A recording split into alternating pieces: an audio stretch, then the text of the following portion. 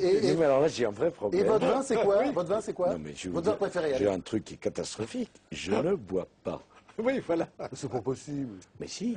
Non, mais c'est pas possible, ça. Un petit coup de rouge de temps en temps, quand même. Non, mais je suis pour pas... se remonter. Un peu de Chambertin. Chambertin, buvez si vous du voulez Chambertin. du Chambertin, mais je ne bois pas. C'est bien. Bon, quand même. Non, je vais quand même, monsieur Le soir en Gilbert. cachette. Non, même en cachette. Mais pourquoi je veux me cacher? Petite coupe de champagne. Je veux me cacher de quoi? Non, mais vous savez comment on fait parfois. Ça n'empêche pas d'avoir des sentiments, monsieur Gisbert. Ils sont même parfois plus vrais, quand ils n'ont pas besoin d'être exprimés parce qu'on est en... Par rapport à la Fondation Hulot, votre programme sur ce sujet-là très pointilleux. Et à la fin, j'aimerais bien aller boire un verre de vin avec vous, avec plaisir. Rejoindre mes amis. Je vais vous dire un truc au décevoir, je bois pas de vin. Mais enfin, je bois pas d'alcool, pourtant.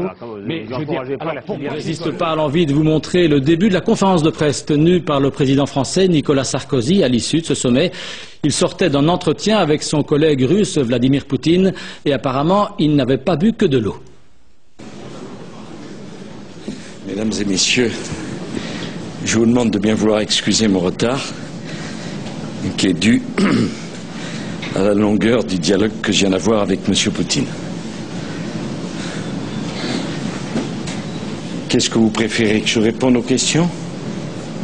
Alors, y a-t-il des questions? Allez-y. Oui,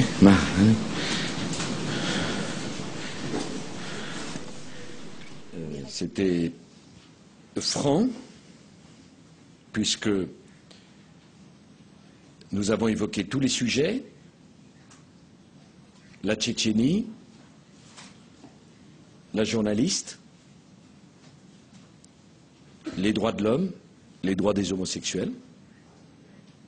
Nous l'avons fait calmement, sereinement, mais je l'ai fait sans aucune agressivité, mais nous avons échangé. J'ai trouvé un homme ouvert au dialogue, acceptant la discussion sur ces sujets complexes.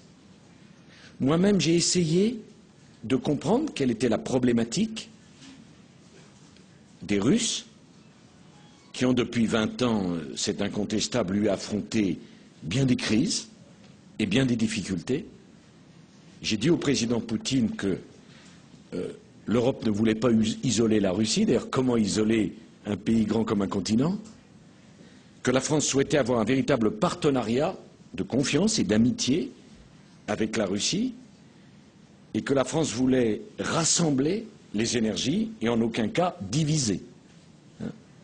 Bon, je crois pouvoir dire que ça s'est bien passé, puis ça a duré beaucoup plus longtemps qu'il n'était prévu.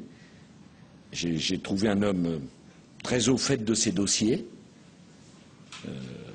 très calme, très intelligent, et c'était très intéressant d'évoquer tout ceci. Il m'a expliqué en détail la proposition qu'il avait faite au président Bush quelques dizaines de minutes auparavant, s'agissant de l'affaire du radar et des missiles, et je lui ai proposé que des experts militaires français et des experts militaires russes se réunissent pour voir ce qu'il en était. Bon, je dois vous dire que j'ai eu beaucoup de plaisir et d'intérêt à parler avec le président Poutine.